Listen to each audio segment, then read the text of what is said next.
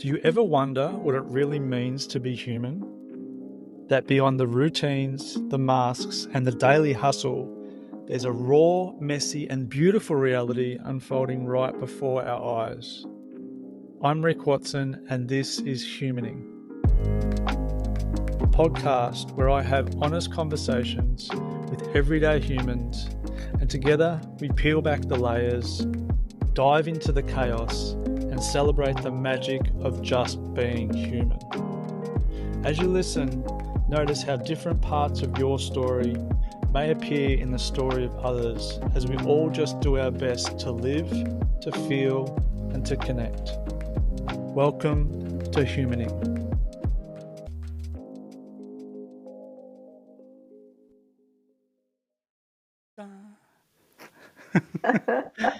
Melanie Briony, welcome to the podcast. Thanks, Rick. How you doing? I'm a bit fluey. I had the flu over the weekend. Not quite man flu, but like I was functional, even though I rested. But yeah, I'm just got a bit of that going on at the moment. And That's moving house flu. yeah, maybe it's the let me rest before I have to move house, because we're moving this time next week. The removalists will have been and gone. So That's big. It's a lot, isn't it, moving? yeah, and it's not my podcast, but it's been 3 months that we've known, so we've been chipping away. And sometimes I think it's better to just rip the Band-Aid off and go, all right, let's just get it done this week and move. I know, this is the thing. Wouldn't it be good if you just buy a house and move in 2 days later? Yeah, let's vibe it and get the excitement of that. But there's a few things to sort out. So, I guess this is my check-in, isn't it? Yeah, So I may as think well so. do it. I'll go first. So physically, just feeling a bit fatigued, a bit of a sore throat. I've had a bit of a cough, so that those muscles, when you cough, those muscles in your stomach get a workout. Probably the first time for a while that my muscles have got a workout. And just feel a bit phlegmy and fluey. So hopefully I don't have to have any big coughing fits on this. Mentally feeling excited and organised. There's been a bit of logistics with getting the house organised and starting work in the same week, so that's been good. And emotionally, feeling really connected and loved and supported, and feel like the year's started emotionally really well. So that's pretty much me. Yeah, it feels good. And I think also I'm a little bit anxious. I'm a little bit anxious of doing a good job, because I haven't done a podcast for like 3 weeks, and this is our first for the year, and we've known each other for quite a while. So it's like We have. I want to do a good job. So yeah, that's me. It's Rick checking in. Sounds good. What about you? It's funny, I think I've been trying to block it out that I'm going to be doing this so that I wouldn't get too anxious, and I haven't been too anxious today. I've been feeling actually quite good today. I had an early start this morning with a 6:30 a.m. client, and I can tell you I really didn't want to get out of bed. Yeah. So I was like, can I have a few more hours? What happened to the holidays? Hmm. So I wouldn't say I feel tired. I feel quite good now. My energy is good today. I'm a bit nervous. I can feel the nervousness building up in me already. But Where is it in your body? probably in my chest and in my tummy a little bit. I can feel, that tightness you get in your jaw, and you're like, oh my God, what am I going to say next? But I do actually feel like I've got off to a good start to the year too. And it's kind of nice getting back with my clients. Some of them I haven't seen since before Christmas. And I had a nice morning this morning, reconnecting with some of my people, Yep. which is good. But my energy's pretty good. I would say definitely nervousness is the main thing I'm feeling today. Cool. What's behind the nerves? It's being seen. That, sitting here and going, oh my God, these people are going to be listening to me talking about my stuff. Yeah, me too. Me too. Yeah, it's fair enough though, really, isn't it? Because we live in a society that kind of encourages us to, keep our business to ourselves, and Yeah, put our masks on. yeah. Mm. But we've been practicing a lot of not doing that. We have, haven't we? We have. So we have known each other for a while. Where did we first meet? Well, I reached out to you. I think I was thinking back about this the other day. I reached out to you. I reckon it was around 2011. Jesus. I know. And because I qualified as a PT around 2010. Yep.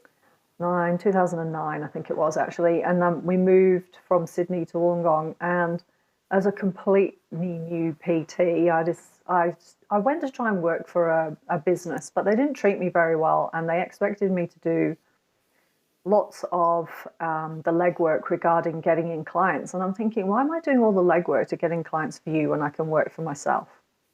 So literally, as a brand new PT, I decided to start working for myself. And as you can imagine, I had no business skills, no understanding of the industry. And here I am trying to run group fitness with like 2 people turning up, nobody paying me. And, and I was like, fuck, I really need some help with some business stuff. And I did some searching. And I think at the time you were running the business, PT Business in a Box. Was that what it was called? Such a bad name.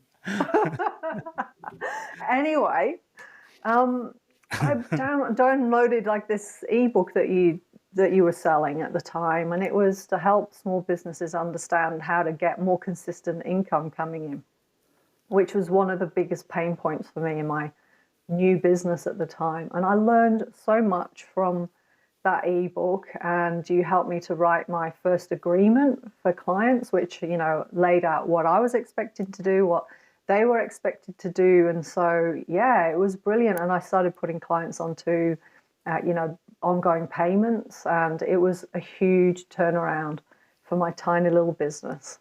Yeah, cool. Yeah, I Yeah. guess there's some people on this podcast that listen that I haven't really spoken about that chapter of my life much. So yeah, as the Well, PT, here we the go. business coaching in the fitness industry was, I think it was about a 6 or 7 or 8 year little stint. And for me, it was similar to you. Like I had a career in the fitness industry, and I was just getting burnt out with it. And I love the business side maybe more than the fitness side. And so that's kind of just how I kind of redirected and fell into that. But 2011, what else was going on in your world in 2011? Where were you? Who was So your crew? What was going on? I had moved into, I think it was around, God, I'm getting confused with the dates, but it was sometime, I think, around 2010-ish that my ex-husband said to me, oh, look, me and my partner, we'd really like to move to Wollongong. We're wondering how you'd feel about moving down there. And I felt at that time it was probably a good decision for the kids. I think my daughter was about 9 years old and my son would have been 13. Yep. And we're like, I think this will be a good decision. It'll be good for the kids, more space, because we were in the inner west in Sydney at the time and in a tiny little property with no garden. And I was starting to get, concerned about the quality of life for my kids. Yep. So I moved down there with my then partner. And so, yeah, it was like this completely new start in a completely new town where I knew absolutely nobody. And I decided to start working for myself.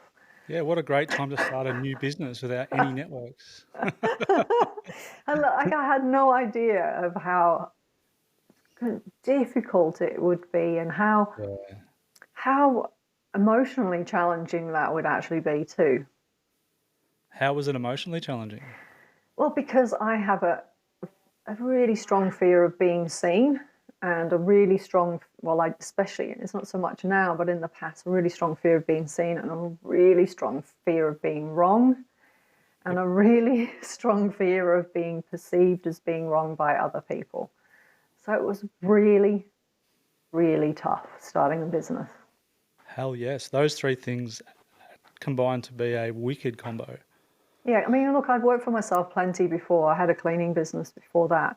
but you're not Yep. really seen and heard in the same way as a cleaner as you are as a PT. Oh, yeah. Cool. And then we kind of had some time apart, and then we recently started hanging out again.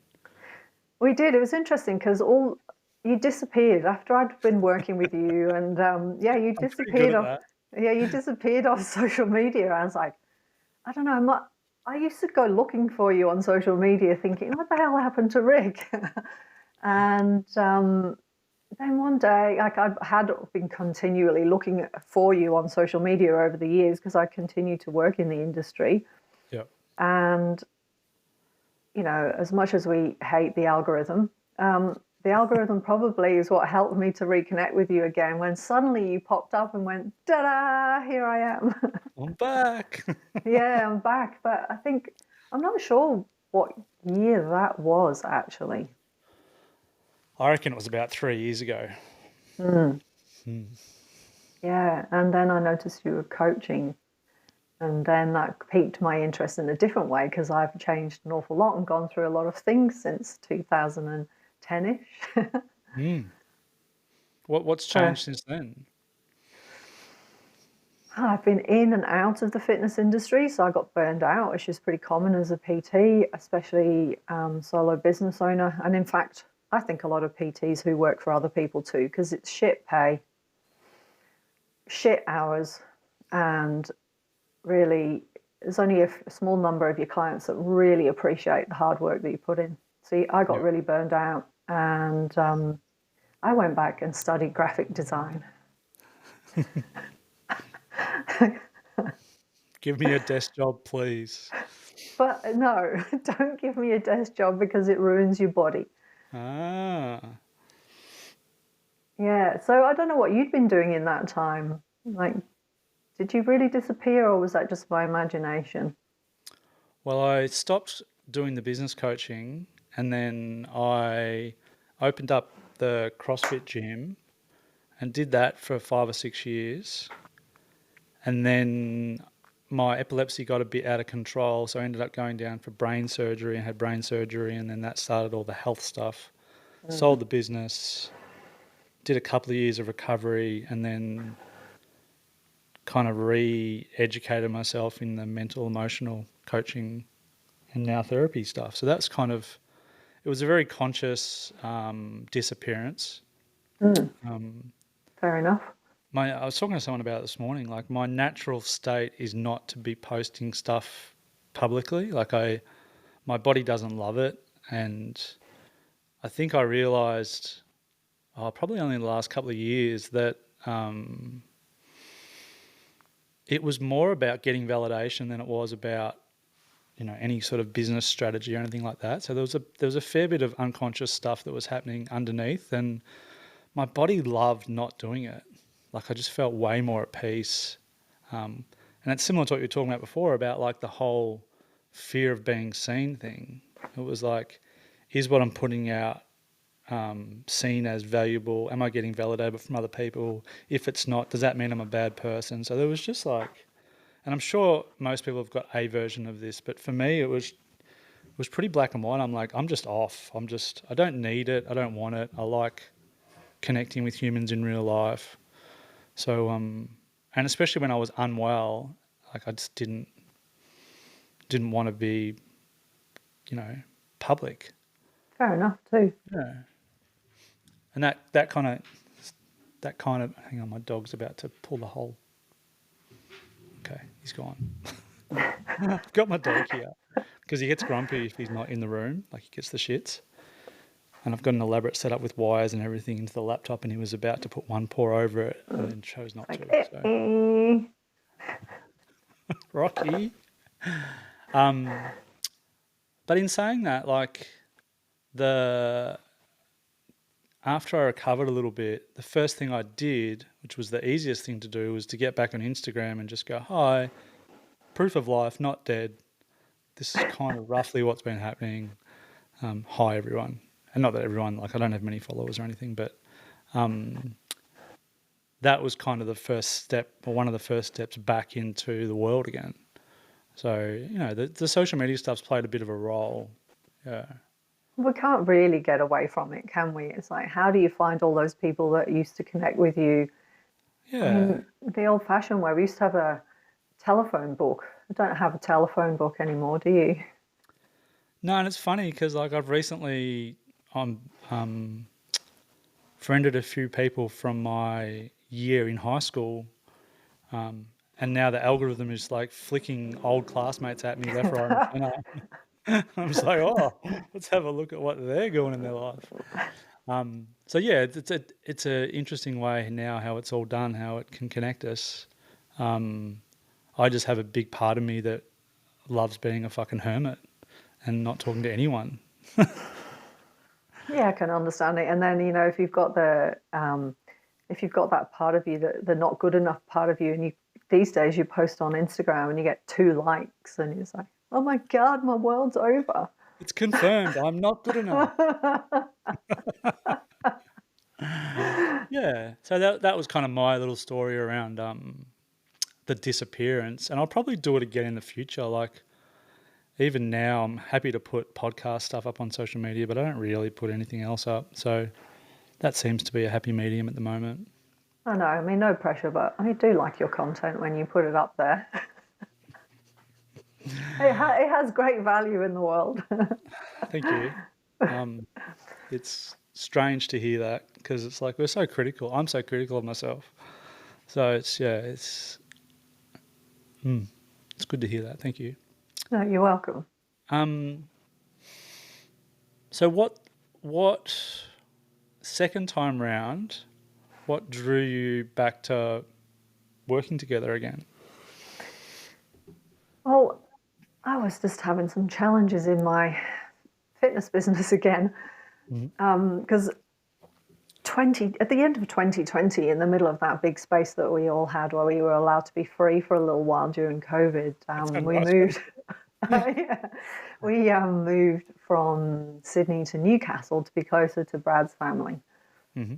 which meant once again for me starting all over again in a business. Now I had, like I said, I'd taken a break from PT because I got burned out, but I'd been playing around with a bit of PT before COVID, working in gyms, and I can tell you something: gyms pay personal trainers appallingly. I'm Yeah, they going to do. make that public, and it's an absolute embarrassment. And most of the industry should be ashamed of themselves the way that they pay such important people in society. But anyway, that's my rant.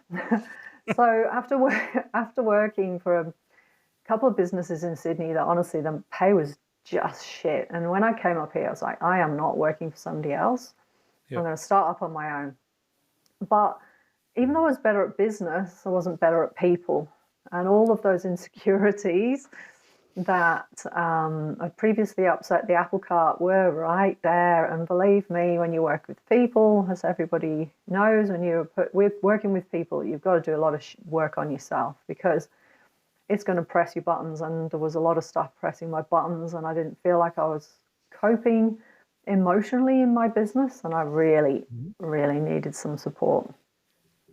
Yeah, it's pretty cool, isn't it? Like sometimes,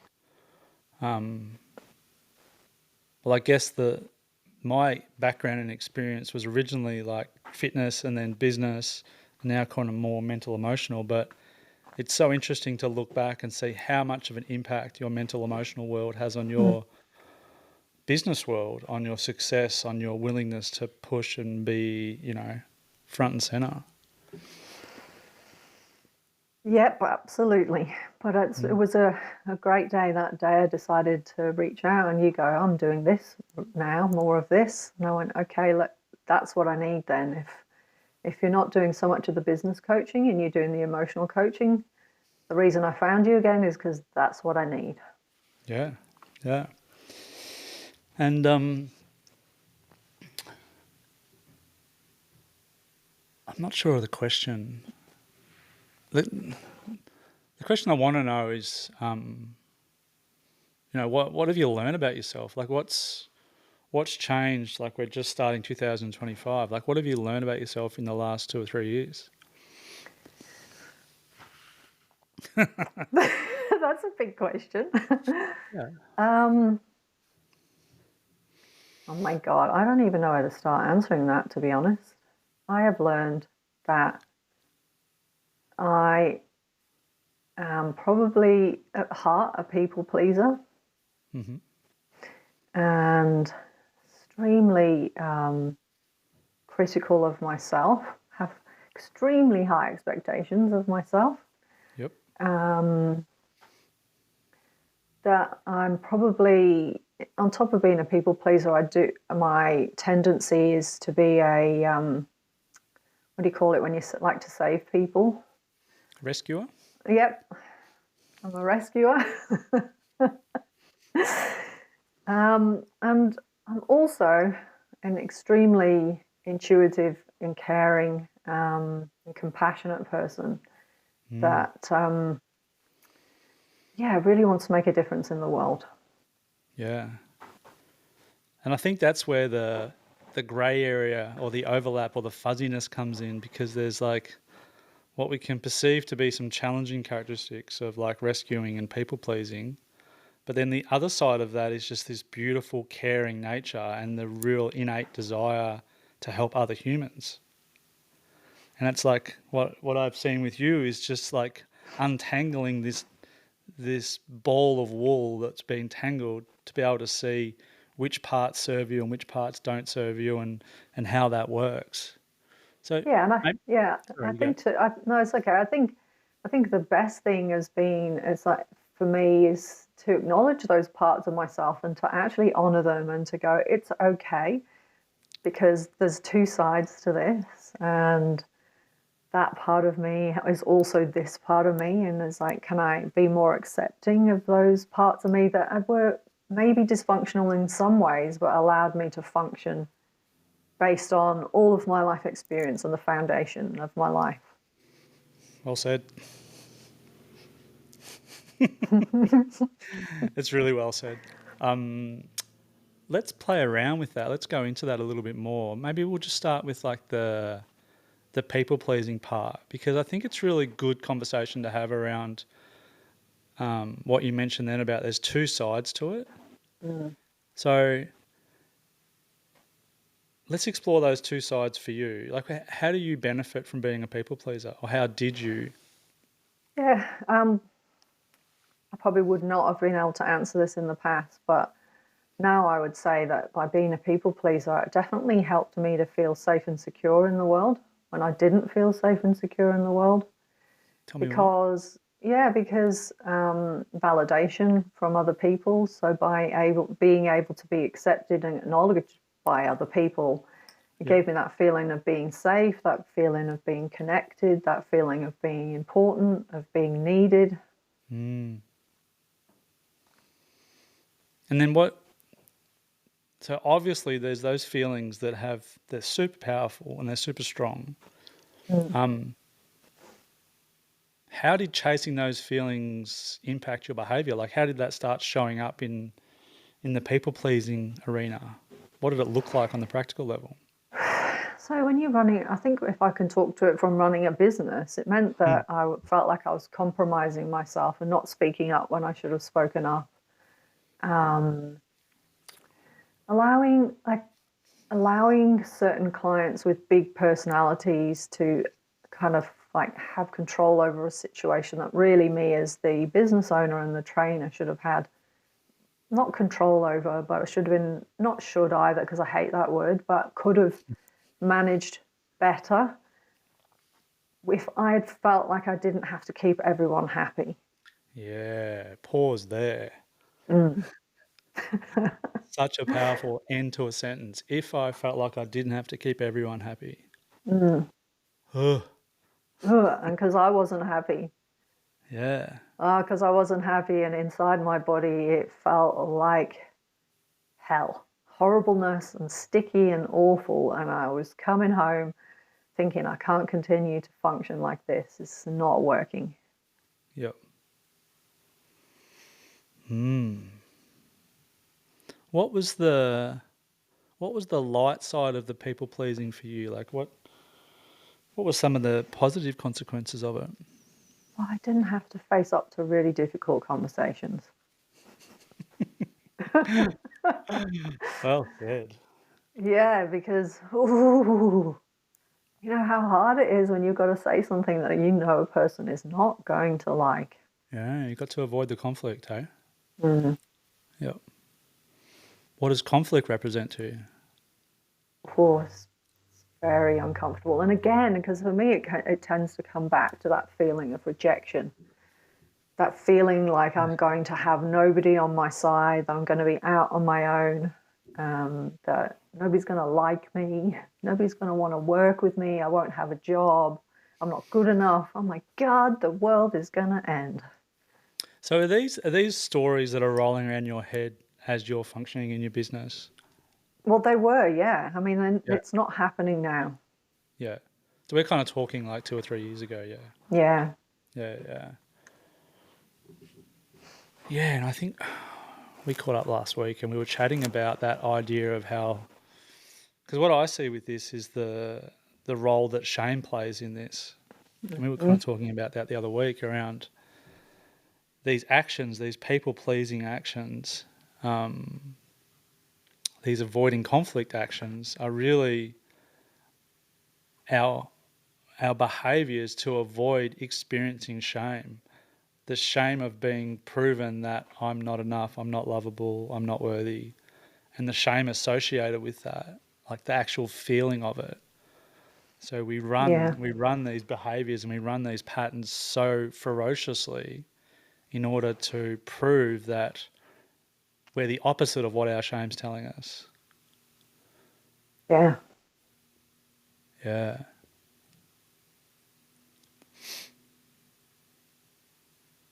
It's not fun. It's not fun living in that space because, I mean, I felt like I was destroying myself. Yeah. And it's kind of the opposite of what you said before around like accepting the reality of the situation. Mm. It's the direct opposite of that. And it's interesting because that the idea of those shame stories that you're not good enough, that those things that roll around most people's head at some stage, they only operate in isolation. They operate in silence, in your head, in our heads. But then when we have these conversations and we get to speak to these parts of us that exist but don't really see the light of day very often, it's really hard for them to have as much power over us. Oh, 100%. Absolutely. So what does that look like for you? What does the shining more of a light of it look like for you on a practical level? Well, I think the great thing with this work that we've been doing together is being able to notice the stories. Mm. And so noticing that when you go into story, when the thoughts in your head and the feelings in your body don't feel very nice, it's a story. Yep. And that story it's an opportunity to stop and really have a look at what's going on. Check in, do a bit of a body check in. Mm-hmm. And actually, one thing I've been doing a lot of is doing a body check in and asking my body where this started. Where in my life did this begin? Is it something that's happening in the moment or is it something from a long time ago? And sometimes in the morning when I wake up early and I've got those feelings in the body, it's a great time for me to do that check in and ask my body, what do you want me to know? Mm. What, What sort of answers are you getting from that? Sometimes it will take me back to a time in my life where there were things happening. I can understand like the fear that was in my body at the time, being a younger person, perhaps not having the support system that I needed. And Yep. it helps me to be kinder to that part of myself. Sometimes I cry, sometimes because there's emotions there that need to come up and be worked through. Sometimes it's just even sensations or pains in my body that I can allow instead of trying to push them down. Yeah, yeah. And I'm thinking the biggest gift in all of that is the growing ability of you to not remain in the unconscious. if there's something big, a big feeling, is this like, even just asking the question, is this a now thing or is this a past thing? Like, is this pushing on a bruise from the past, or is this a valid reaction to my circumstances in the present? And even just asking the question goes a fucking long way to that thing of like making the unconscious conscious. Absolutely, 100%. Mm. And I even put up a post yesterday where I was talking about neck ache, because my neck has been killing me for the last few days. And I'm like, there's no actual physical reason why my neck is hurting. It's like, so I had stopped and sat down and I was like, what's actually going on here? And just had a moment where I allowed myself to be present to what was going on in my body. And then, there were tears because there's emotional stuff going on. And I had to acknowledge that it's bigger than I want to deal with. Yep. And it's putting a lot of pressure onto my system. And it's like, okay. And I think one of the things that's been great as well working with you is like you helped me to understand the importance of having a support system. Yep. And so once upon a time, not only would I have been overwhelmed with the feelings and then the stories start, but I felt like I couldn't reach out to anybody. Whereas now I'm like, okay, I've got my own resources, so I can take some time to just stop and notice and allow the feelings to be there. And then after that, if I feel like there's still more going on, I'm giving myself permission to connect with somebody else for the support from someone else, which I was just so shit at my whole life. I just felt honestly like I just had to do everything myself. Yeah, yeah. And that's the thing, like coming back to that shame operates in isolation or in silence, like that step of resourcing self. So like the self-support, what do I need? And then the next step of sharing a part of you with another human is that practical step of not letting your shame operate in silence. And it's the courage that it takes to go, this is what's happening for me. I don't need to fix it. I don't need you to fix it, but I just Yeah, want to exactly. share it. It's so Yeah. true. And actually, in fact, as well, because I reached out for a bit of extra support from my partner yesterday. And once upon a time, I would have always shared through story, through the experience, through that emotional intensity. This happened and this person said this and then I said that, that story. Yeah, yeah, But, yeah. but now I'm able to go, the story's just the story. What's the feeling behind it? And then I connected with him and said to him, this is how I'm feeling. And I need to share it because I can't carry this on my own. And for me, even in that moment, just even saying that to him, I was like, man, this feels so different. And then I could feel like the emotions having the ability to come up and move through. And I was like, what a difference. What did your body feel like after that? It felt a sense of relief and lightness. And it actually was a really nice moment of connection with my partner because I also took the pressure off him to solve the problem. So in that, because I'm super interested in the context of that, not the detail, but do you have an agreement with your partner that he doesn't fix you, or do you bring it up explicitly before you say how you're going to feel, or how does it work with you guys with that? Look, there have been conversations in the past because I can see that previously maybe I've laid a lot of my emotional stuff onto him for him to fix. Yep. And so it hasn't sat well. And when I started that conversation yesterday, it became evident that maybe an old pattern was going to emerge where he felt like I wanted him to be the fixer. And so we had a little conversation about the fact that I didn't need him to solve the problem, just needed somebody to listen and hold space, really. Can be simple, can't it? Yeah. Like that pretext to the conversation is what I call setting context. It's like it's creating the field conditions for the conversation that you need, the support that you need. And I love it. I really love it. And it's funny, like in my relationship with Joe, we have a default agreement of like we don't need to be fracked. So fixing, rescuing, advice, caretaking. We don't need don't need to be fracked. But if we do, we ask for it. Like, can you give me some advice on this because I'm really stuck or whatever it is. Like, we have to be explicit with that. And the same as what you're talking about, for us, it gives us permission to express without the power dynamic, I guess, of the expectation there's going to be some fixing or someone needs to take away your power to look after you, or there's an obligation or any of that covert stuff that can play out around the fixing, rescuing kind of stuff. Yeah, that sounds great. Can you hear my dog?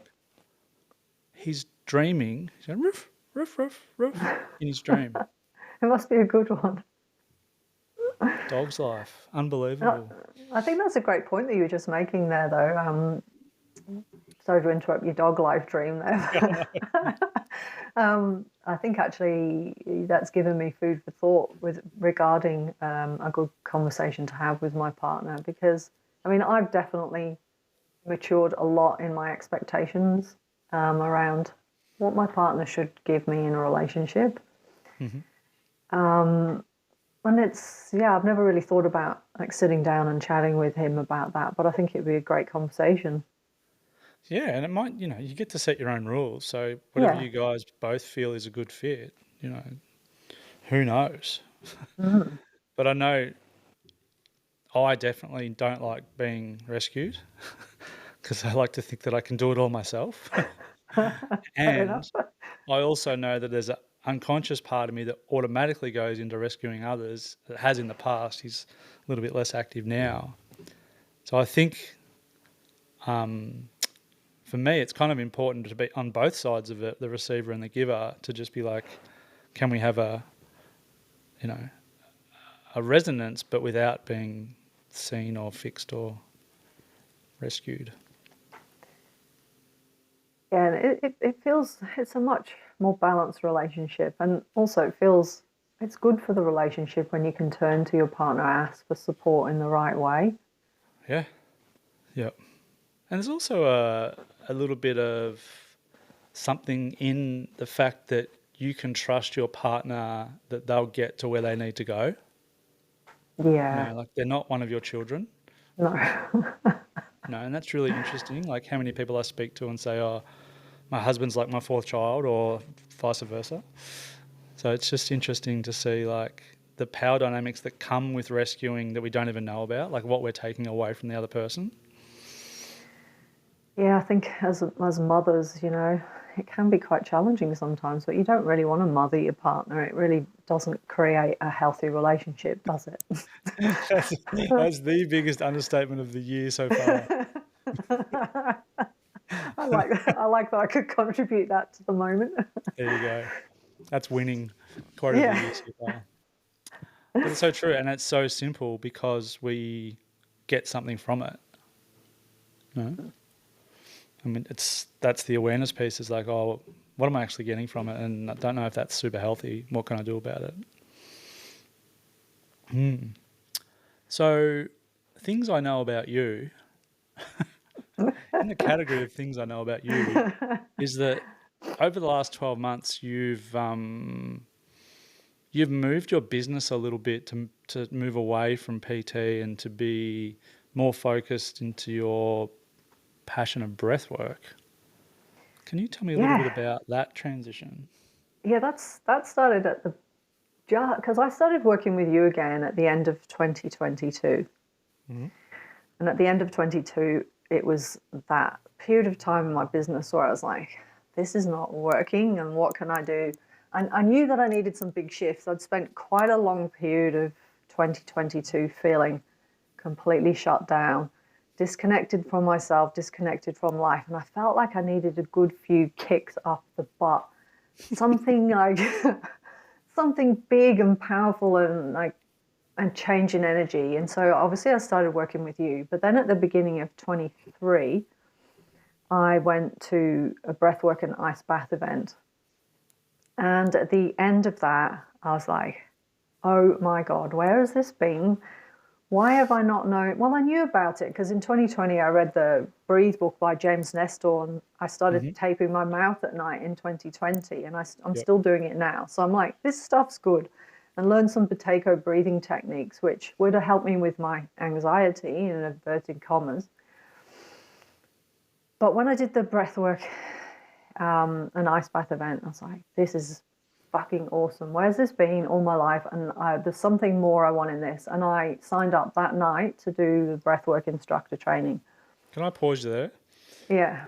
What was it about that event that, like, what was the experience that really changed things for you? Well, it gave me a feeling of being alive.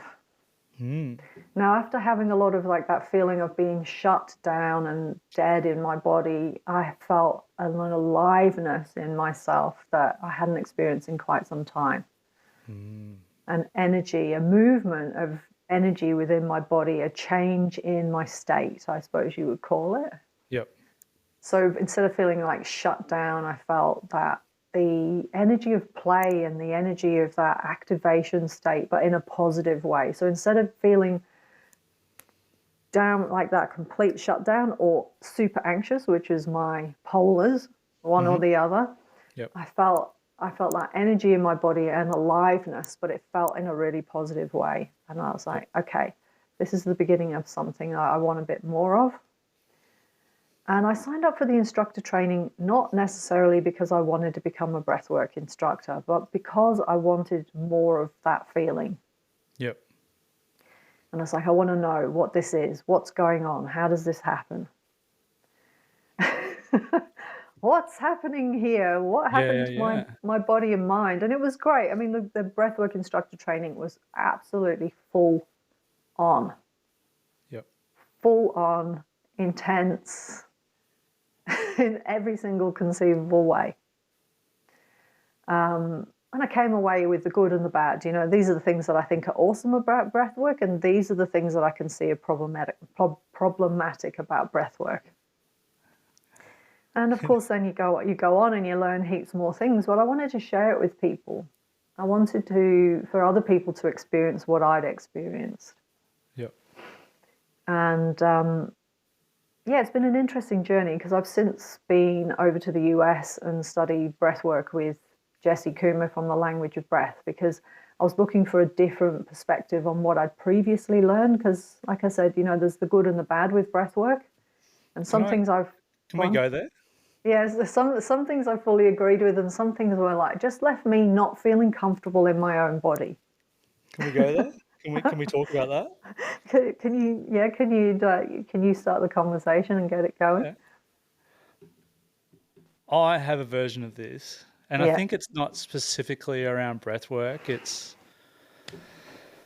oh, this is a can of worms, but let me just open it slowly. I'll open the lid slowly and peek Yeah, inside. sounds good.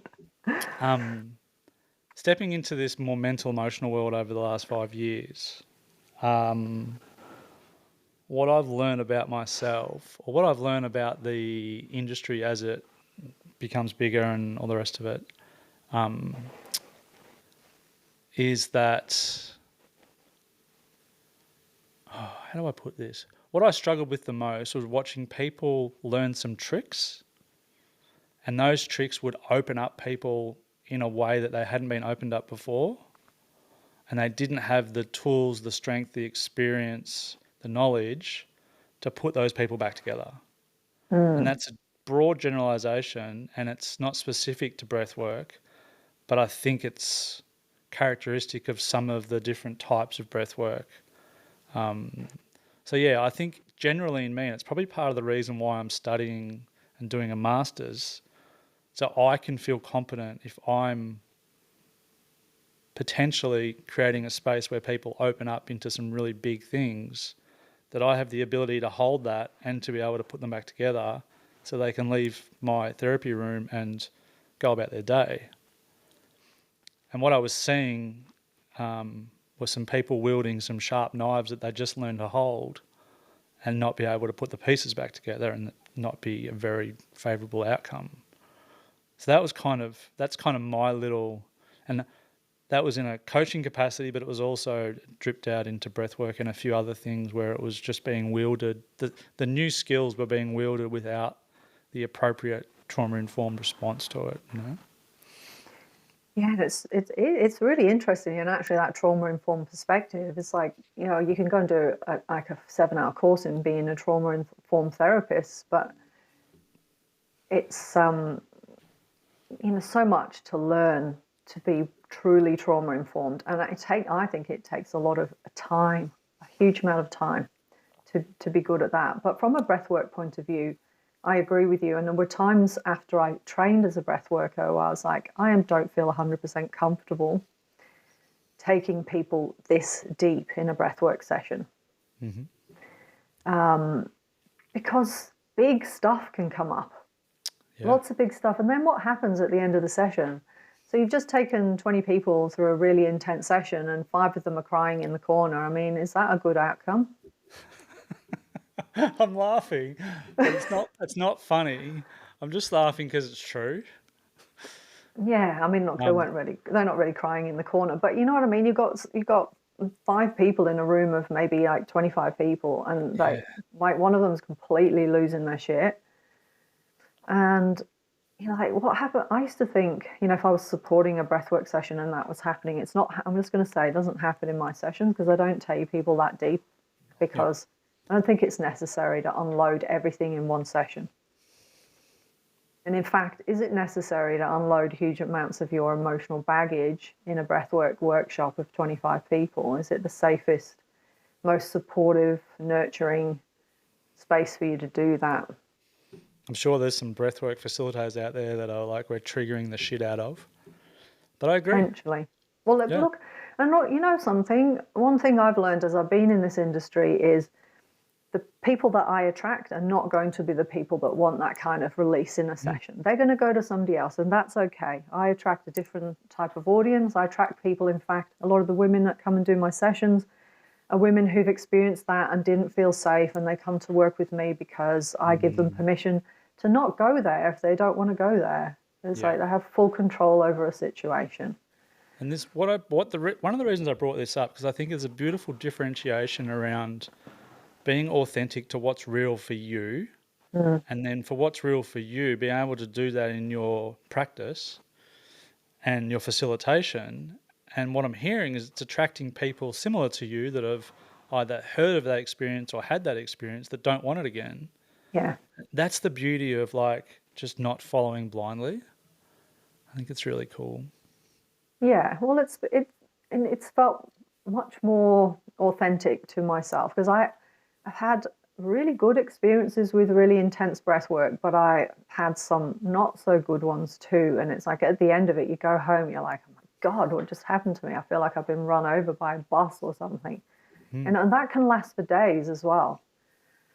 And I think what I see sometimes is a lot of people who have a lot of stuff going on that really, they want to let it go. They want it to come out and they want to release it because it's so uncomfortable and unbearable. But it's like, then what do you do?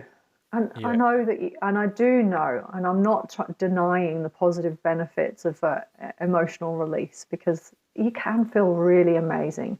Yeah, definitely. 100%. But I do feel that mostly a lot of the people who really want the big support and the big release probably should be doing the work in conjunction with the therapist. Yeah, before and after. Like it's that integration part. What do I do with this thing that I've just unboxed? Yeah. So how does that shape your practice? How does that shape what you offer to the world? Well, it took me down this huge rabbit hole learning about the nervous system and from a polyvagal theory, which has been, it's just on top of the work that we do and the breath work, learning about how my nervous system works and understanding how to support people from a healthy nervous system perspective, or not healthy nervous system perspective, that's not the right way to say it, from how the nervous system functions and why it functions that way, from a evolutionary standpoint, and then how we can honor how the nervous system works and how we can use the nervous system where it's at to guide the work that we're doing. Yeah. And this is like nervous system work is becoming all the rage now, isn't it? Like it's becoming the next thing, which I'm kind of stoked about. But if you were to put that one term into a simple frame and a simple explanation, what would it sound like for someone who's like, I've heard nervous system regulation, but I haven't really got my head around it. Like, what would it sound like for you if you were telling someone new? About how their nervous system works or how it can benefit their nervous system. Maybe just like the really basics of like how their nervous system works. Well, I like to think of it because we're talking about the autonomic nervous system, so the part of the nervous system that automatically runs your heart, your breathing, your digestion, all the things that happen in your body automatically. They are sending information to your brain 24/7 so that your brain can make decisions how to respond in the world. But we're also not only sensing what's going on inside our own body, the nervous system is picking up on what's going on around in our environment. And in fact, our nervous system notices what's going on before we do logically and rationally. Yep. And then it's sending information to the brain, which can maybe make you feel anxious. Why do I feel anxious? When we say feel anxious for a reason, because it's a felt sensation in the body first before it becomes a rational thought in the mind. Yep. And so if we don't understand how to connect with those internal processes, then we're never going to really understand why we think the way that we do or act the way that we do. And I hope that made sense. It can be challenging sometimes to explain that. Well, what's an example, just a really practical example from your life, like the different states that you find yourself in, and what's the best course of action? Like, for example, I know that you've got some good freeze. Your freeze is a default setting in some capacities for you. Yeah, it is, definitely. And it's noticing it. So the first thing is learning to be able to connect with the internal processes in your body so that you can even know which state you're in. Yeah. Because if you're using the logical mind to make a decision about what state you're in, it's not necessarily going to be correct. So how does your body feel is the first place to start. And then when you can notice how your body feels, then you can relate that to the different nervous system states. So sympathetic and the two parts of the parasympathetic. So the ventral vagal, so that's the social engagement part, and then the dorsal vagal, which is shut down. And it sounds complicated, and it's not really layman's terms using those terms, but you can think of yourself in a hot state, overactivated, in a cold state, underactivated, or in a just right state. What state's your body in? And then what tools can you use to help your body come back to a state of balance, to feeling just right? And I kind of I have a very basic understanding of the nervous system, enough to know when to use it and when to not fight against it. So if I've got a client that's super emotional, super activated, super shut down, there's no value in that. How do we get ourselves out of this conversation? It's like, can we sit in this experience and build our awareness of this state with the goal to be, before we do anything outside in our world, can our goal just be to get from this shut down state to just a little bit more grounded? And then from the grounded place, can we then talk about what is the practical steps to move forward? Because I think the older version of me was like in front of people in a freeze state and really emotional and go, okay, what are we going to do about it? And it's just the wrong time. Like it's literally the wrong state for the system to engage anything practical. Yeah, 100%. And in fact, that was great learning for me, was learning about the dorsal vagal state, which is that freeze shutdown, or the cold state as it's sometimes referred to as. And like you're saying, if a person's in that state and they've been there for a long time, trying to do too much is just going to overwhelm them. And we have to move into sympathetic before we can come back into that ventral vagal, the green zone, the zone of feeling just right. The nervous system has to go into sympathetic first. So if we push somebody who's in that cold shutdown state too quickly, they're going to go, whoa, way up into sympathetic. And that's not going to be good too, because a lot of us are moving between those two states too much anyway. Shut down, overwhelm, shut down, overwhelm. And we're kind of like, our window of tolerance is so small that we're not able to stay in that space. So it's like, how can we gently, first of all, help a person to identify what state they're in, and then gently give them tools to guide them just gently out of that, exactly like what you were saying. And I think that's where the breath is really powerful. And that's what I love about the breath work stuff, is not the big, high energetic, big, heart opening stuff, like the ancestral stuff. It's the inner child stuff. It's more of like, what state are we in, and can we have enough awareness to bring a breath that's going to get me in the state that I need to be in. So if it's activation state, do I need to be a little bit more activated, or is it to come down back to the middle? Is it like, do I need the calming breath? I feel like that's a really fucking good tool just as a basic level for all humans. Yeah, look, breath can be really powerful. I do think it's important to say, though, with breath work that it can be triggering for some people. Even, some of my clients have come into a session and go, oh, I don't really want to do the fast breath. It makes me anxious. And I always explain at the beginning of a session that just as much as fast breathing can make you feel anxious, so can slow breathing. And so I think it's really important to help a person to understand that if they try to do extended exhales and they feel anxious, to acknowledge that and say, okay, this isn't right for me at this point in time. So a simple breathing technique like one-to-one breathing, so 5 seconds in, 5 seconds out, can be really balancing whether you're in the cold state or the hot state. But it's ultimately being able to tune into your own body and recognize how your body responds to the particular breathwork technique that you're choosing. Yeah, that's the thing, isn't it? Yeah. And then you get power over the tools. Then you get to be, what do I need at the right time? Yeah, and then it's not like, oh, so this is the breathwork technique to help you go to sleep. And it's like, well, maybe for somebody that's upregulating and that doesn't help them to sleep at all. But there are some basic rules with breathwork, obviously, and there's some great techniques that you can use. Say you're feeling a bit shut down and flat during the day, and you can use, like what we call the sniff, sniff, poo, where you do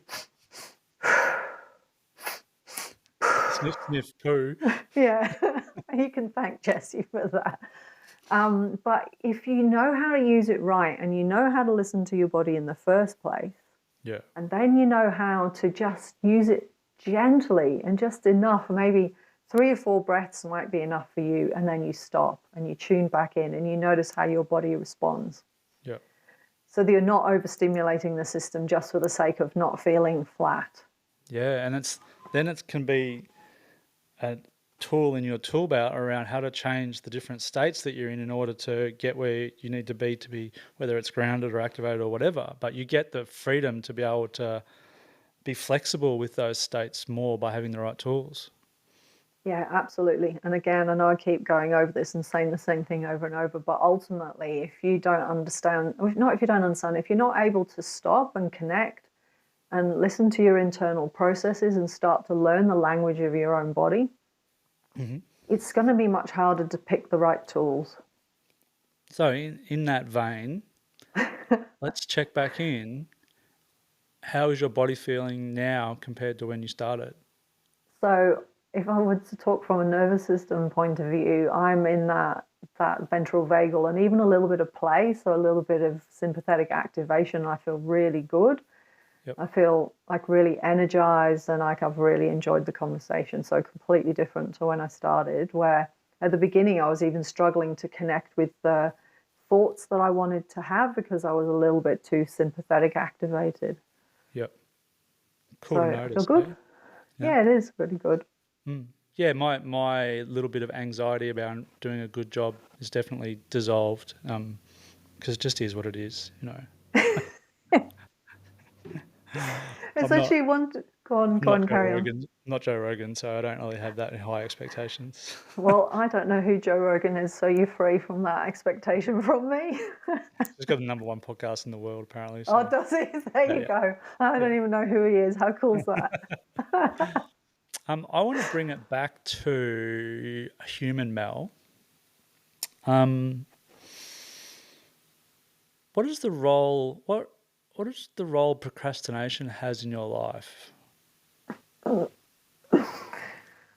That's my freeze buddy, isn't it? Your freeze That, buddy. well, Yeah. it's interesting because that's when I notice when I get that procrastination thing going on. That's when I notice that I'm in that that freeze state where you kind of like shut down, but also got a lot of energy in the system that wants to be expended, and I can't think straight. Mm. And it happens when I feel like what I need to do, the thing that I need to achieve, is going to mean that I have to expose myself in some way. Like you have to be seen. Yeah, I have to be seen. Yeah. So, say for example, I need to make a phone call to a client, Yep. and it means I've got to tell them what my price is. And I can feel it's like an automatic response from my body, and it says, that's too dangerous. You can't do that. Mm.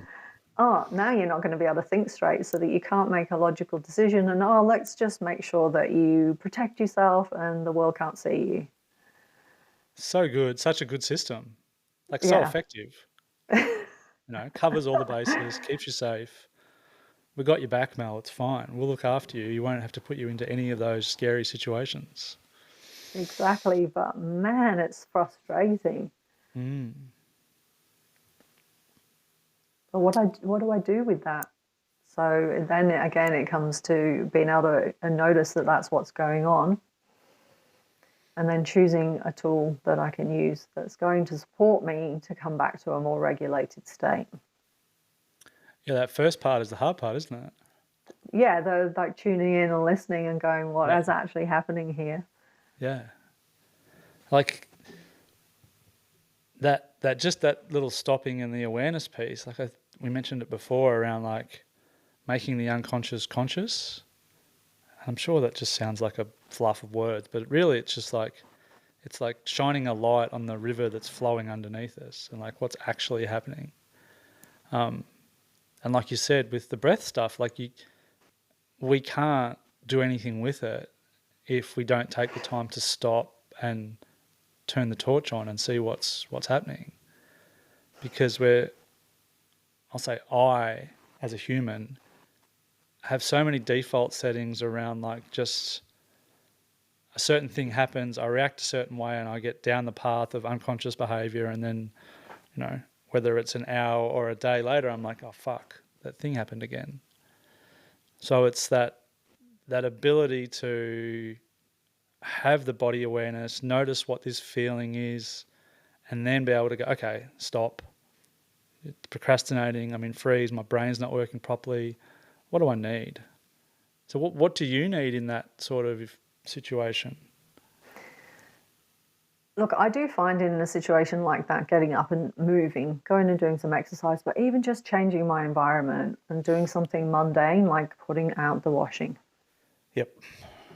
Something that doesn't require me to think, but because it doesn't require you to think, you can, and I move my body, and it just seems to help, bring me back into my body.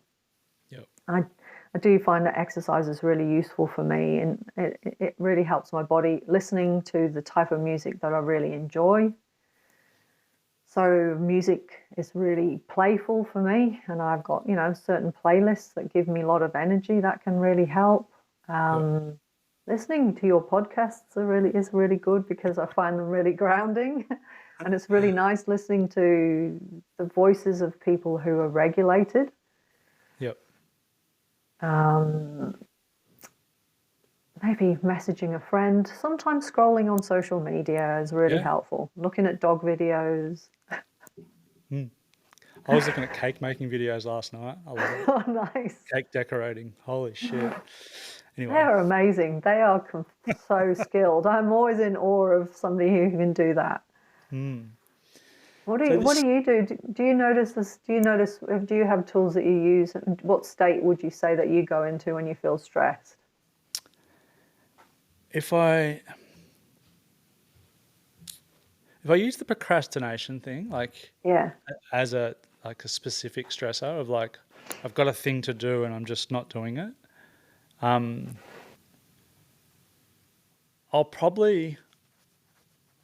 can be a bit of a stubborn bastard.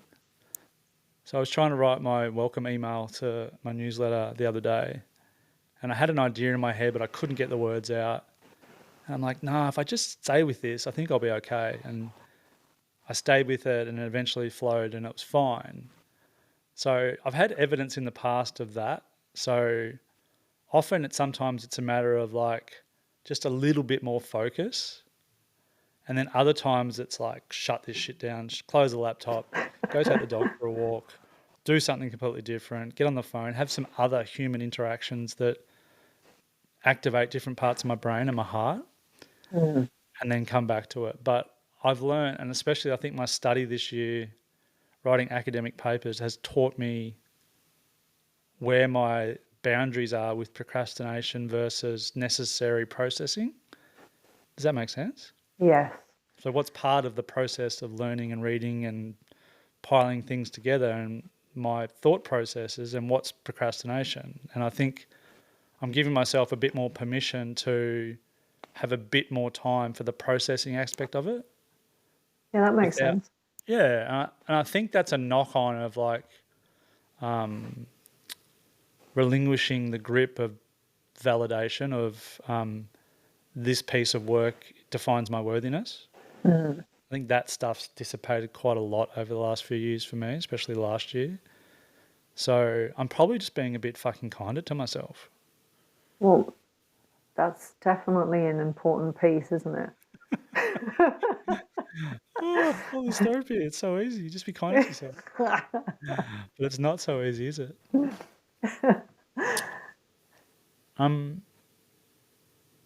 Yeah, and like there's that theme.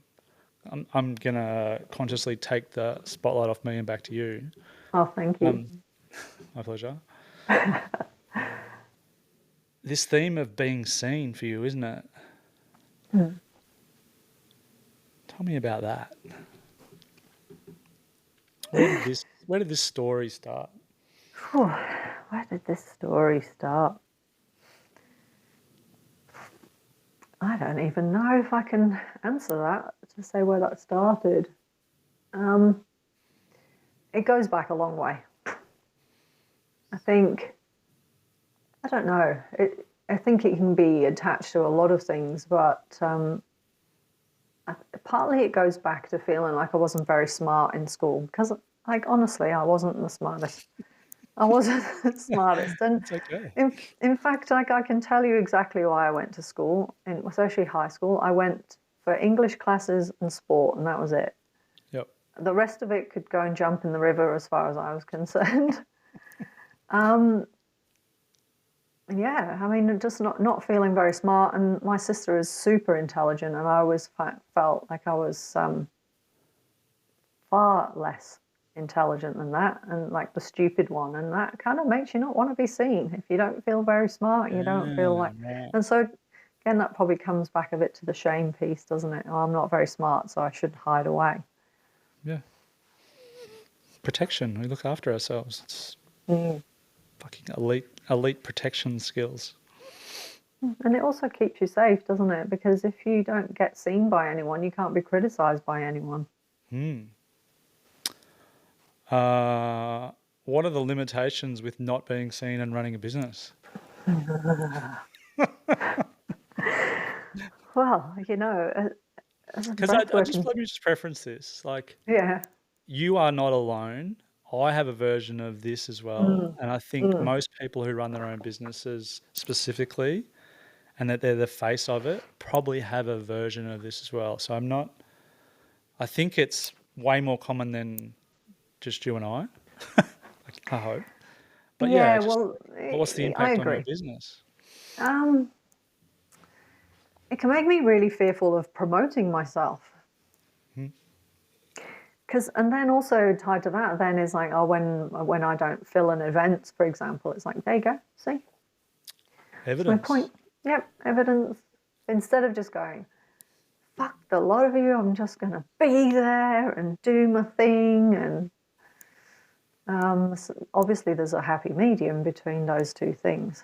Yep. Yeah. But it can really get in the way of being successful in business, or hugely. Yeah, because I'm guessing, and just from my own experiences, like being seen in business is different to being seen by another human one on one, isn't it? It's so true. And I think actually because, I mean, and I think all small businesses are like this. We want to fully be ourselves in a business. And Yeah. sometimes in the past, I've really felt like I couldn't be, like I had to have a mask on. These days, I try not to be that. I try to be myself. Hmm.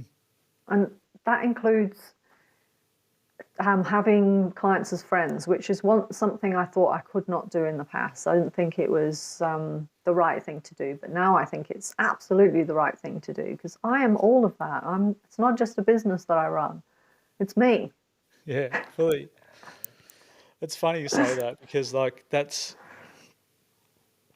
the one thing I'm not looking forward to in becoming a therapist.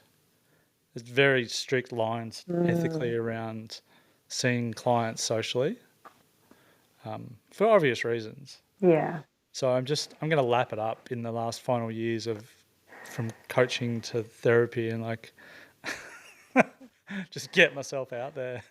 yeah, you 'Cause do I'm the it. same. Like I have a connection with the people I work with, and it's the same from the gym, and it's the same from Men's Circle, and these are humans I love hanging out with. So it's like it's Yeah, stuff. and then also if they come to work with you in your business, they like the same things you like, so it's kind of normal for Mm. you to want to hang out. Yeah. Sorry, I railroaded you then. No, you didn't railroad me at all. I think it was definitely a good point that you made because, but I always believed that I couldn't be friends and I had to be this different person. In fact, as a fitness trainer in the past, I was petrified of telling people I ate chocolate for God's sake, you know. And now I'm like, yeah, well, at the weekend, woof, Yeah, because we're human. yeah. Mm. So what's just going back to that, the differentiation between being seen as a business owner and being seen one on one with another person.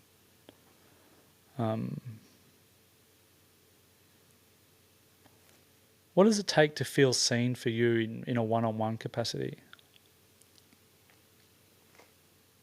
Um, for me to really fully feel seen by a person, I want for them to listen, to actually hear the words that I'm saying, Yeah. and to be able to acknowledge an experience without wanting to fix or needing to fix. But just being able to see me as a human being, you know, Yeah. not this person who owns a business, and just as and as a real human being, you know, one that has shit that's going on and things that are not working and doesn't always eat right and doesn't necessarily get to exercise. It's just have flaws, and to be Yeah. seen and accepted for all of that. The the validation word pops up here for me. And I think sometimes I can give the validation term a bit of a bum steer. Like I can demonize it a little bit about like the challenges of chasing validation from a worthiness point of view. But I think one of the powerful things about being seen in a one-on-one relationship, whether it's with a partner or a friend or anyone, is that you feel like your experience is validated and doesn't need, like you said, doesn't need to be changed or taken away or fixed. It's like that must be really hard for you right now. You know, Mm. it's those comments that to me are the validating that the other person empathizes and resonates with what I'm saying Yeah, that's without it. trying to jump in and change it and, make it better for me. Yeah. Yeah, I agree. And that is a different form of validation. It's not like jumping through hoops to be accepted validation. It's literally just being accepted for who you are.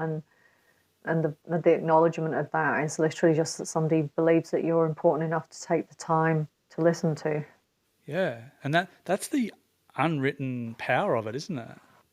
Yeah. Because if we think about what the act is expressing, the act is expressing that you're worth listening to, and I want to sit here with you in whatever's going on for you.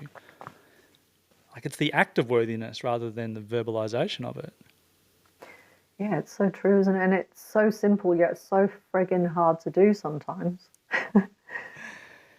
Yeah, the rescuing and the caretaking and all that stuff that especially men feel like it's their role just based on how they grew up, It's so interesting to see how much of a man's worthiness is attached to how he can problem solve for everyone. Yeah, and it is yeah. But even women, like you start doing it with your kids, and then it kind of flows into your relationship too. Yeah. But I think going back to the nervous system stuff, one tool I learned in some of the stuff that one of the courses I did recently, and it was so powerful, was when you notice that you're not connecting very well with the person and you want them to feel like they are really important because you do, and that it's not, sometimes we drift off. You notice that when you're in a conversation, you're like, oh shit, I don't remember what they said. A really awesome tool that I learned was to feel your feet on the ground, feel the sensation of the ground under your feet, so connecting with the earth, Yep. and then coming into the breath and coming into noticing the breath and breathing. And when you notice your breath, you slow down, and automatically it opens up this line of communication between you and that person where you feel, and it allowed, oh God, it's allowed me to have such better conversations where I feel like I've become better at just listening to somebody's experience. I think there could be a whole podcast around the different skills about deep listening. Mm. Because I think the context or the pre-work of rescuing, fixing, that sort of stuff, like trying to bracket that and put that away and coming in with fresh eyes and being present, the practicality of grounding your feet and feeling your breath and being with the person. And then there's this part that we learn a lot about in Gestalt around resonance and sharing resonance around the impact that the other person is having on you right now. When you said that thing about your mum, I really felt it in my heart. Yeah. Those sort of, there's so many intricacies around the art of listening. And I think the art of listening is how the people in our world feel seen if we can become a better listener.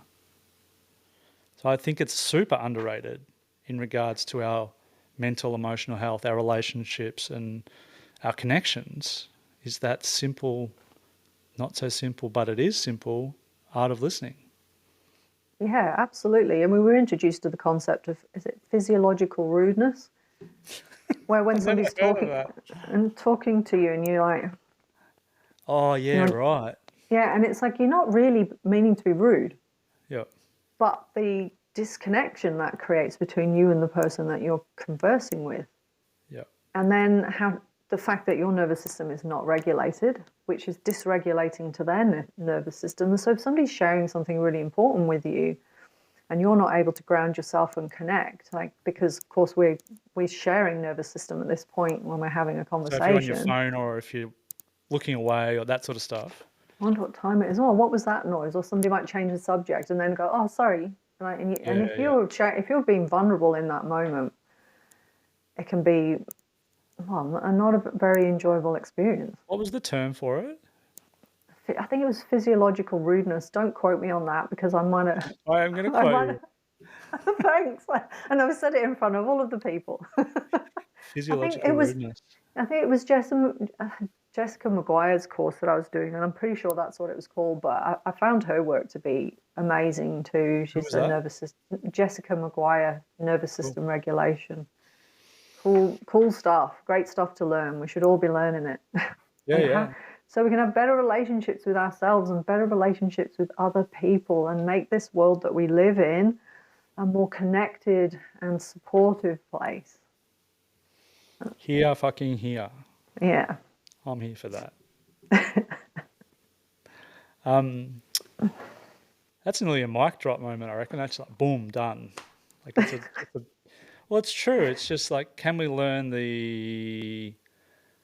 build the muscle of connection, you know?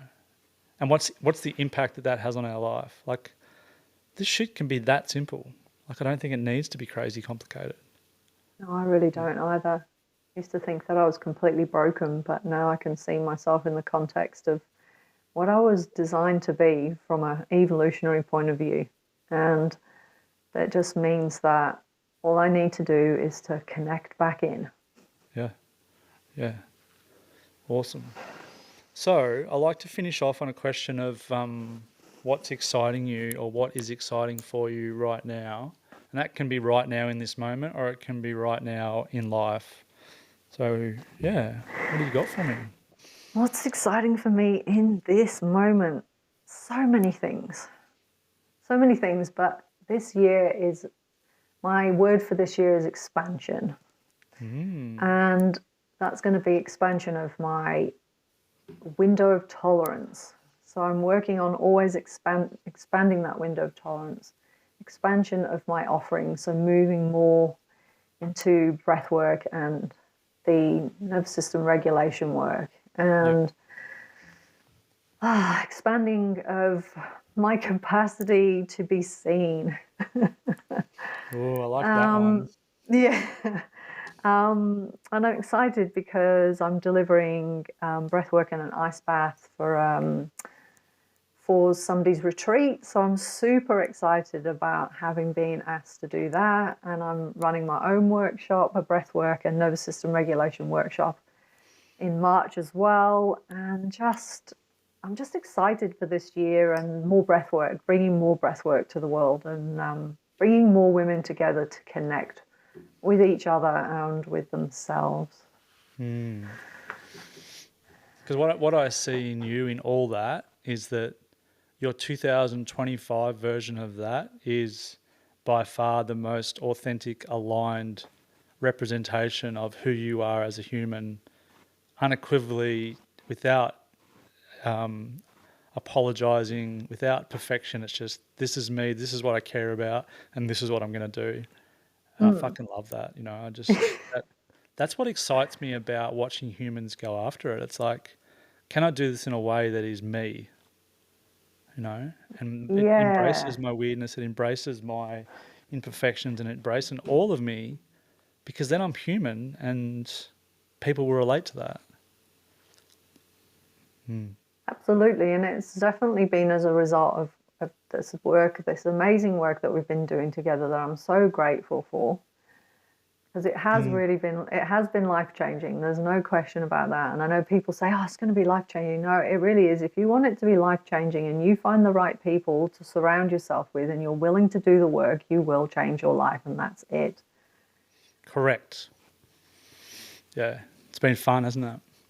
It's been bloody awesome. How about you? Can we finish on what you're excited about? Yeah. Shit, there's a lot. I feel like a little kid at the moment.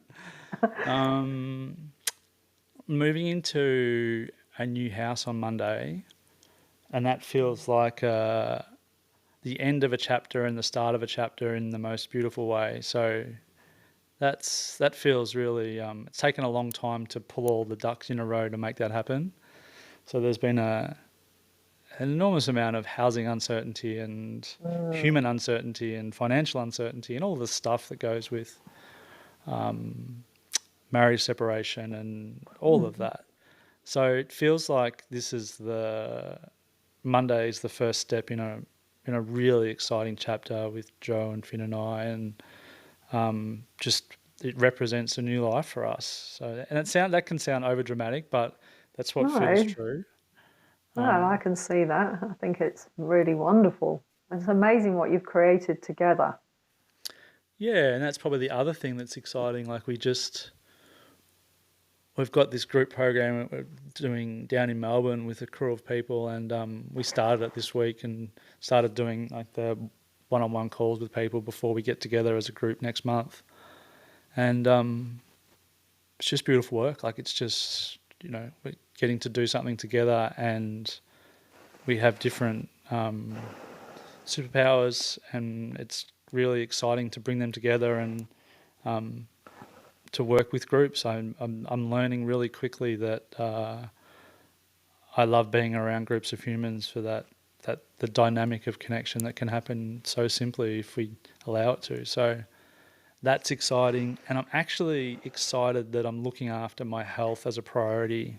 So not making it the last thing on the list, making it the first thing on the list this year feels really good, and there's like some nice little knock-on worthiness, I'm worth it type stories rolling around that weren't the intention, but I'll take it as a experience and a feeling of, yeah, it feels good to put myself first and look after my physical parts, Absolutely, because it's like sort of foundational stuff, isn't it, really?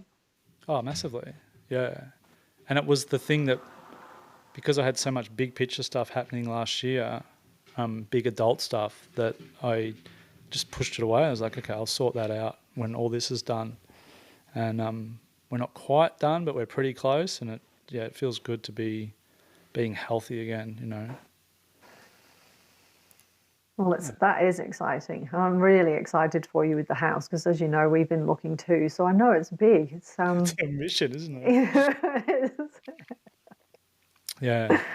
So we're on our last couple of days with that. So feels good. Thank you for taking time and doing something you've never done before. I know. Thank you. I really appreciate you encouraging me to do this. Yeah, I just think we've all got an amazing story, and it's everyone will get what they get from this podcast, and it's been really fun. So thank you for your time, and we will see you again soon. Yes, absolutely. Thank you. I'd love that. All right, cheers, Mel. Cheers. Well, hey, before you head off, I just wanted to say thanks for listening to that conversation. If you enjoyed it, I'd really appreciate if you followed the podcast on Spotify, left a review, or even just left a comment and let me know what you got from the podcast. Those little bits of interaction mean a lot. We're not doing any promo or ads, or we're not selling anything on this podcast. So the goal is just to get these conversations into more people's ears. So if you've got a spare 30 seconds, really appreciate those little steps that help this grow. Okay, we'll see you in the next one.